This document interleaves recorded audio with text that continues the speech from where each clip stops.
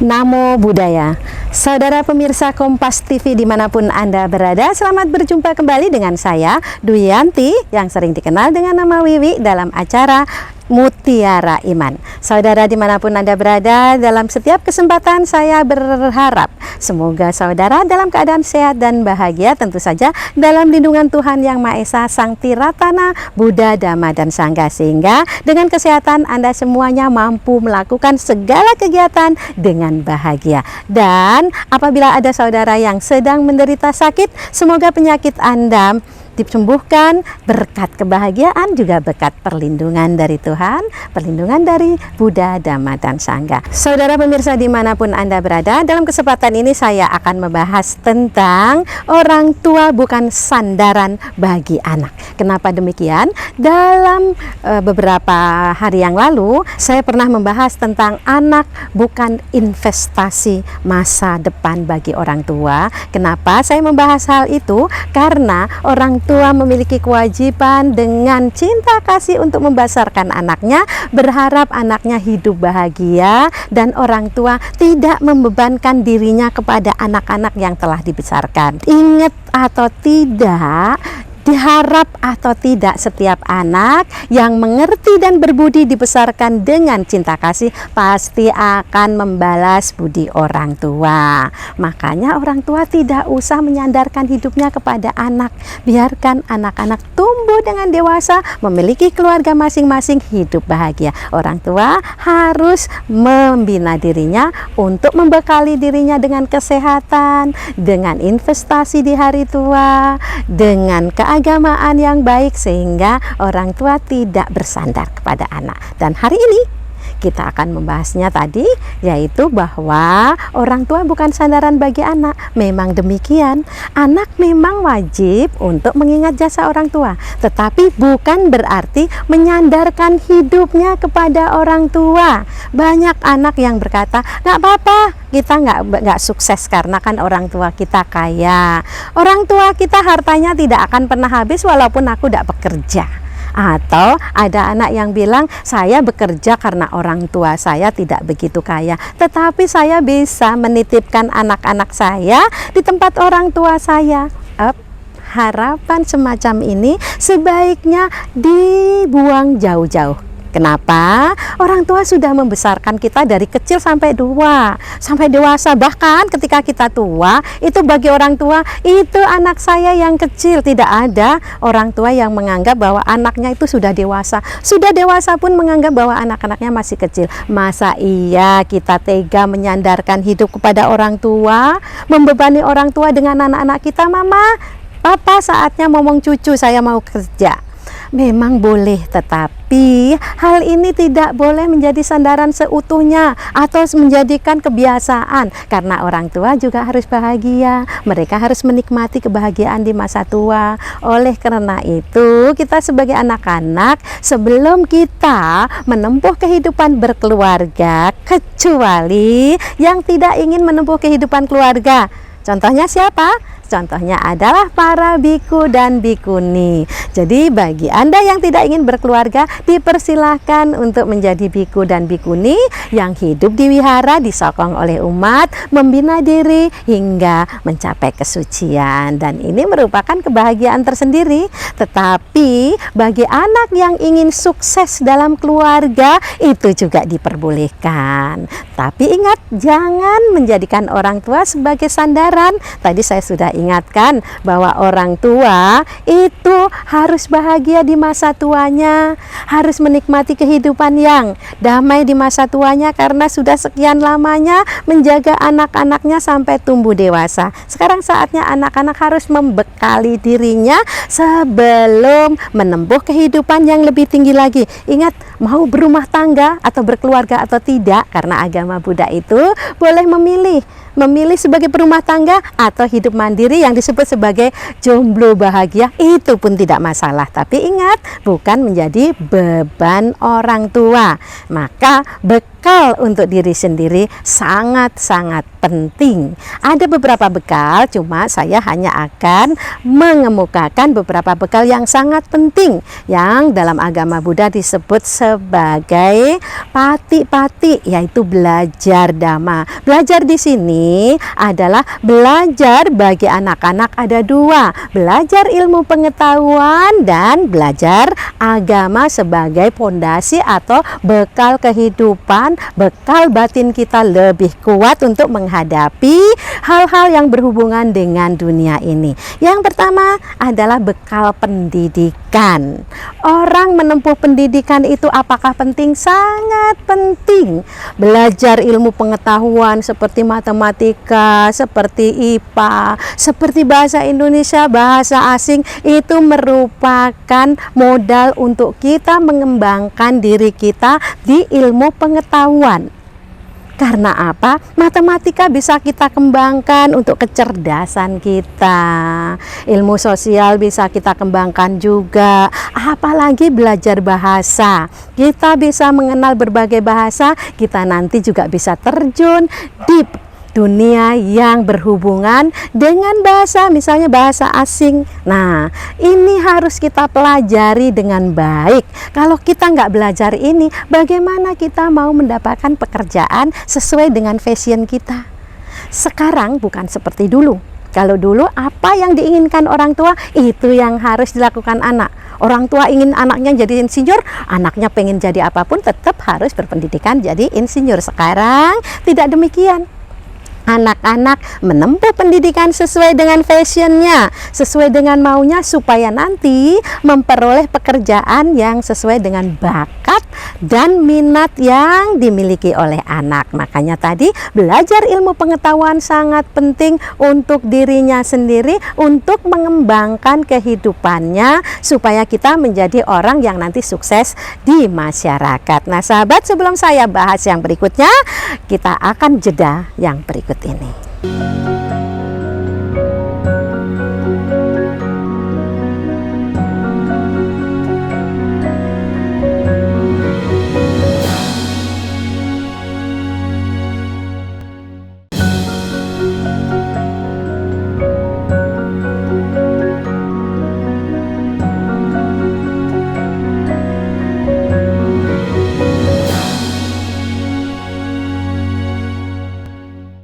Saudara pemirsa Kompas TV dimanapun Anda berada, masih bersama saya Wiwi dalam acara Mutiara Iman. Saudara, tadi saya berbicara tentang pati-pati, yaitu belajar, di mana agama Buddha membuat hal ini menjadi dua, yaitu belajar tentang ilmu pengetahuan dan belajar tentang ilmu agama. Ilmu pengetahuan, Bu, sekarang ini saya belajarnya A, ternyata saya kerjanya di tempat B. Tidak masalah, tetapi dengan belajar ilmu pengetahuan, kita menjadi orang-orang yang sabar, kita menjadi orang-orang yang biasa mengasah otak. Kenapa demikian? Kan tidak sama dengan pekerjaan saya. Iya, tetapi ketika belajar, kita menghafal, itu artinya belajar untuk bersabar. Ketika nanti kita bekerja, mendapatkan persoalan atau menyelesaikan masalah dan pekerjaan, kita harus menyelesaikan masalah dengan sabar. Kita belajar matematika, bagaimana penatnya, bagaimana rasanya kalau kita belajar itu tidak hafal-hafal, apalagi rumus-rumus yang harus kita pelajari. Ini bermanfaat ketika kita bekerja, kita bisa bekerja yang lebih inovatif, membuat rumus-rumus tadi menjadikan rumus di pekerjaan, walaupun tidak sama antara belajar dan pekerjaannya nanti. Semua yang kita pelajari akan menjadikan bekal tersendiri untuk hidup kita. Nah, itu ilmu pengetahuan. Dengan belajar, semua orang akan tumbuh lebih baik lagi, lebih terarah, dan tidak semaunya sendiri. Nah, sekarang kita belajar tentang agama.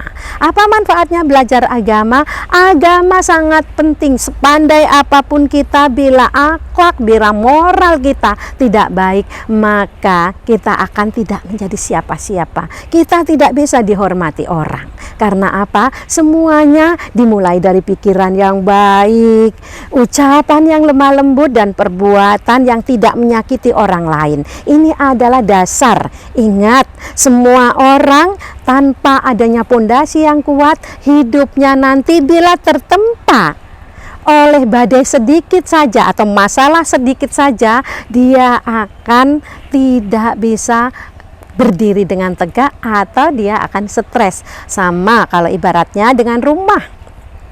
Kalau rumah kita tidak memiliki pondasi yang kuat ketika membangun rumah, sebagus apapun rumah itu, interiornya sebanyak apapun, sebagus apapun, secantik apapun, ini akan goyah atau bahkan akan roboh ketika ditimpa badai. Demikian juga orang. Setiap orang harus punya pondasi dasar yang kuat. Pondasinya apa? Keagamaan. Kalau agama Buddha, pondasi yang kuat yang harus diberikan kepada orang atau kepada anak-anak itu apa? Ingat, belajar agama bukan hanya nanti kalau sudah besar, dimulai dari kecil. Bahkan ketika di dalam kandungan, mamanya sudah bawa ke wihara, sudah dibacakan parita, sudah diberikan hal-hal yang positif supaya dia punya pondasi yang baik, punya pikiran yang baik, punya perasaan yang lembut. Apa itu yang pertama yang harus kita pelajari di wihara untuk pondasi dasar? Yang harus dipelajari untuk pondasi dasar adalah yang pertama, metta. Apa itu metta? Metta adalah cinta kasih. Oh Bu, aku sudah biasa, kalau di agama Buddha pasti ada metta. Iya betul. Tetapi implementasinya bagaimana? Apakah kita sudah bisa mengimplementasikan dalam kehidupan sehari-hari? Kalau ini tidak dipelajarkan sejak kecil, gampang orang ngomong cinta kasih, tetapi begitu tersandung, yang disalahkan adalah misalnya tersandung batu, yang disalahkan adalah batunya. Apakah kita memiliki metta? Ketika kita berada di jalan, di cross orang yang naik motor, kita naik mobil, harus ngerem, mulut kita sudah keluar kebun binatang. Apakah metta kita sudah ada? Kita ngomong metta, ngomong cinta kasih gampang, tapi kalau tidak dibiasakan sejak kecil, kadang-kadang mulut kita yang keluar kebun binatang. Kalau bisa, kalau kita biasa atau kita sudah memiliki pondasi tentang metta, tentang cinta kasih, ketika ada orang yang tidak menyenangkan, mulut kita tersenyum sambil bilang Om Mitofo, semoga orang bisa mengatakan hal-hal yang baik. Pasti ada begitu. Karena apa? Sudah dibiasakan cinta kasih. Ingat, cinta kasih yang paling membuat kebahagiaan adalah cinta kasih kepada semua makhluk. Kalau agama Buddha selalu bilang semoga semua makhluk hidup berbahagia, atau sabe sata bawantu sukitata, itu adalah doa yang tidak ternilai. Karena dalam doa itu tidak pernah memilih apakah dia manusia, apakah binatang, apakah makhluk yang terlihat atau yang tidak terlihat, makhluk yang punya kaki satu, kaki dua, kaki banyak, semuanya kita hanya mengharapkan semoga bahagia. Apa manfaatnya mengharapkan makhluk lain bahagia? Dengan makhluk-makhluk bahagia, semua bahagia, kita pasti tidak akan pernah terhalang atau diberikan trik-trik yang tidak baik oleh orang lain atau makhluk lain. Karena mereka berbahagia, mereka tidak akan pernah berpikir jelek tentang kita, tidak akan pernah melakukan hal yang jelek tentang kita. Itulah pentingnya metta, dan dengan metta itu kita akan menjadi sehat, bahagia, kemanapun pergi, tidak pernah merasakan takut. Nah saudara, sebelum saya membahas yang kedua, kita akan jeda dan marilah kita ikutin yang berikut ini.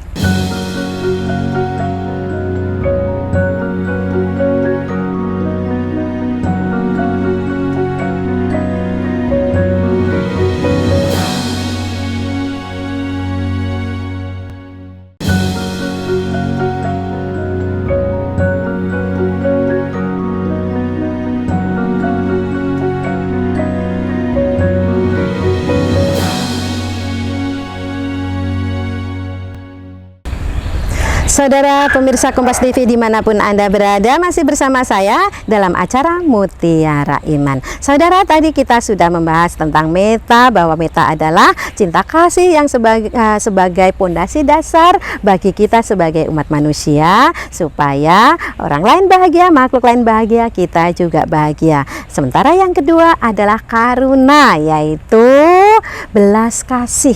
Saudara, karuna adalah pondasi dasar kita untuk merasakan penderitaan orang lain. Kalau kita mengerti penderitaan orang lain, pasti dengan sendirinya kita juga merasakan menderita dan ingin membuat orang lain tidak menderita, atau kita akan mudah menolong orang yang sedang menderita. Perasaan ini menjadi respon yang positif, membuat hati kita semakin lembut. Dengan kita memiliki karuna atau belas kasih, hati kita menjadi hati yang sangat lembut. Karena apa? Kita tidak ingin melihat yang lain menderita. Kita inginnya semua orang bahagia. Makanya kita akan mudah menolong orang lain. Apabila kita sudah bisa bicara meta, karuna, terutama karuna ya, belas kasih, tetapi ada orang lain jatuh, salah kamu. Kenapa kamu nggak hati-hati? Sudah tahu di situ ada apa, bla bla bla bla, banyak sekali.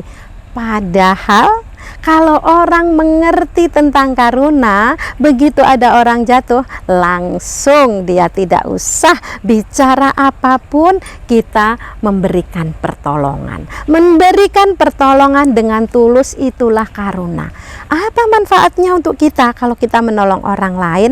Manfaatnya membuat hati kita menjadi lebih lembut, kita mudah ditolong orang, orang akan bahagia dan senang di sisi kita karena kita tidak pelit dalam menolong. Menolong tidak hanya dalam bentuk perbuatan, bisa dengan ucapan. Apabila tidak bisa menolong, semoga ada orang lain yang menolong orang lain yang sedang menderita atau makhluk lain yang sedang menderita, atau apa saja yang bisa kita lakukan, itu merupakan wujud kasih sayang. Nah, kalau kita sudah tahu tentang meta karuna, maka yang ketiga adalah mudita. Mudita adalah simpati, merasa bahagia melihat orang lain bahagia. Tapi sebaliknya, kita sebagai manusia biasa selalu melihat orang lain bahagia, tidak senang. Dia sukses karena ini, sukses karena itu. Bisakah kita mempelajari dan membiasakan kalau lihat orang lain sukses, kita merasa bahagia. Dengan dia sukses, saya menjadi termotivasi untuk sukses.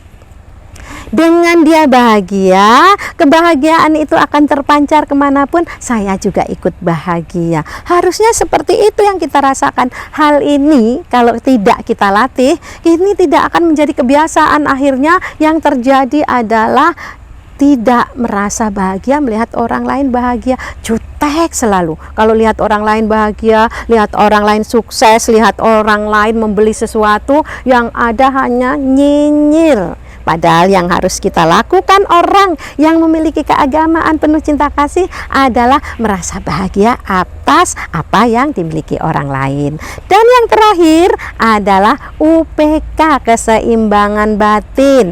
Batin kita harus seimbang, keseimbangan batin itu juga harus dibiasakan sejak kecil. Karena tanpa ada keseimbangan batin, kita akan terombang-ambing dalam kehidupan di alam semesta ini. Kita hidup ini tidak selalu mendapatkan yang terbaik, kadang-kadang mendapatkan yang terburuk. Maka kalau tidak ada keseimbangan batin, kita hanya menjadi orang-orang yang akan menderita. Memang dengan kita belajar ini tidak berarti kita terhindar dari penderitaan, terhindar dari masalah, tetapi penderitaan atau masalah yang menghampiri kita, kita bisa cernak dengan baik, bisa terima dengan baik, tidak terombang-ambing karena kita memiliki keseimbangan batin. Ini pentingnya. Kalau kita sudah punya keseimbangan batin, berat apapun kehidupan yang menopang kita, yang menempa kita, bahkan kadang kita merasa tidak mempunyai kekuatan untuk menerima penderitaan itu, tapi ada keseimbangan batin. Kita hanya merasakan bahwa semua ini pun akan berlalu. Tidak ada penderitaan yang akan terus-menerus menempa kita, karena di dalam kehidupan ini saya pernah belajar, saya pernah memberi, dan ini pasti akan membuahkan kebahagiaan dan kebaikan untuk kita. Kalau kita sudah memiliki 4 dasar, 4 fondasi ini, maka yang selanjutnya kita setelah belajar, kita harus praktekkan dalam kehidupan sehari-hari. Mencari pekerjaan yang matang. Jangan sebelum mencari pekerjaan sudah mencari jodoh dulu. Akhirnya keluarga kita tidak mendapatkan kebahagiaan karena kekurangan dalam hal ekonomi. Ingat, ekonomi juga merupakan pondasi. Makanya memiliki pekerjaan juga penting. Setelah belajar tadi di sekolah, sudah pendidikan agama cukup, dua-duanya sudah dilakukan, maka kita harus punya pekerjaan. Pekerjaan apapun harus ditekunin. Tidak harus kita, aku harus jadi polisi, kalau nggak jadi polisi saya nggak mau kerja. Atau saya harus jadi pengusaha, kalau nggak jadi pengusaha saya tidak kerja. Orang seperti itu tidak akan pernah sukses. Kita harus bekerja sesuai dengan fashion kita, atau apa yang bisa dikerjakan, atau apa yang diberikan kepada kita kerjaan dari orang lain, kita tekuni dengan baik. Setelah kita praktekkan dengan baik, maka ini akan memberikan penghasilan. Setelah penghasilannya cukup, maka kita berumah tanggalah dengan baik. Ketika berumah tangga dengan baik, ketika punya anak, kita tidak membebani orang tua. Orang tua kita pun merasakan bahagia. Anak saya walaupun keuangannya tidak terlalu bagus, tetapi anak saya bisa menghidupi keluarganya dengan baik. Anak saya bisa diandalkan, anak-anaknya bisa tumbuh dengan baik, sehat. Maka orang tua melihat kita merasa bahagia, bukan malah membebani orang tua. Saudara, ketika kita sudah memiliki ini, berarti kita tanpa sengaja sudah belajar yang tadi dimanakan pati-pati, kemudian patiweda, mempraktekkan apa yang kita diajarkan di sekolah, kemudian apa yang dipelajarkan dalam agama kita praktekkan. Kita menjadi orang yang sukses dalam keluarga, walaupun kita tidak kaya tetapi sukses, maka orang tua akan bahagia. Kita tidak menyandarkan kehidupan kepada orang tua.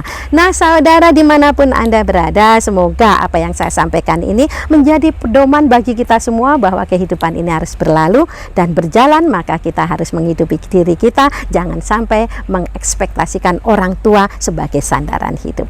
Saudari, dimanapun Anda berada, sampai di sini perjumpaan kita. Semoga kita berjumpa lagi dalam kesempatan yang akan datang. Akhir kata, sabesata bahwa Sukitata, semoga semua makhluk hidup berbahagia. Sadu, sadu, sadu.